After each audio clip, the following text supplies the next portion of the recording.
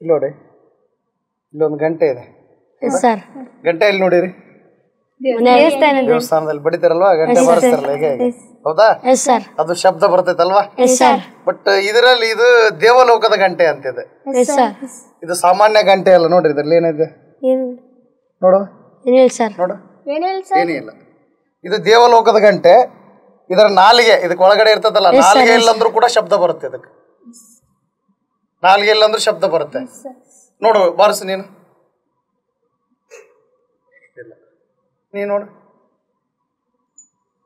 ಇಲ್ಲ ಸರ್ ನೋಡವ, ನೀನು ನೋಡು. ಇಲ್ಲ ನೋಡು. ಇಲ್ಲ ನೋಡಿ, ಇದು ಎಡಗೈಲಿ ಬಾರಿಸಿರ್ ಸೌಂಡೇ ಬರೋದಿಲ್ಲ. ಇದು ಎಂತ ಅದಂದ್ರೆ ಇದು ದೇವಲೋಕದಿಂದ ಬಂದಂತ ಇದು.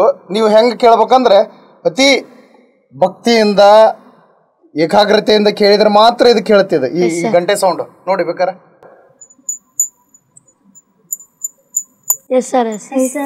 ಕೇಳ್ತಾ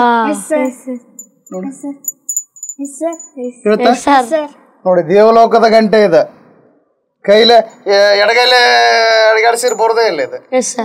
ಬಲಗೈಲೆ ಅದು ಅಗದಿ ಶ್ರದ್ಧೆಯಿಂದ ಕೇಳಬೇಕು. ಅದ ಸೌಂಡ್ ಕೇಳುತ್ತಾ? ಎಸ್, ಇದೇ ದೇವಲೋಕದ ಗಂಟೆ. ನಾಲಿಗೆ ಇಲ್ಲಂದ್ರೂ ಶಬ್ದ ಮಾಡುತ್ತೆ, ಹೌದಾ? ಹೆಂಗ್ ನುಡಿಸ್ಲಿಕ್ಕೆ ಸಾಧ್ಯ ಆಯ್ತಿದು? ಇದರಲ್ಲಿ ಕೈ ಚಾಳಕ ಇದೆ. ಏನಂತಂದ್ರೆ ನಿಜವಾದಂತ ಶಬ್ದ ಇಲ್ಲಿ ಬರ್ತಾ ಇಲ್ಲ, ಇಲ್ಲಿ ಬರ್ತಾ ಇದೆ.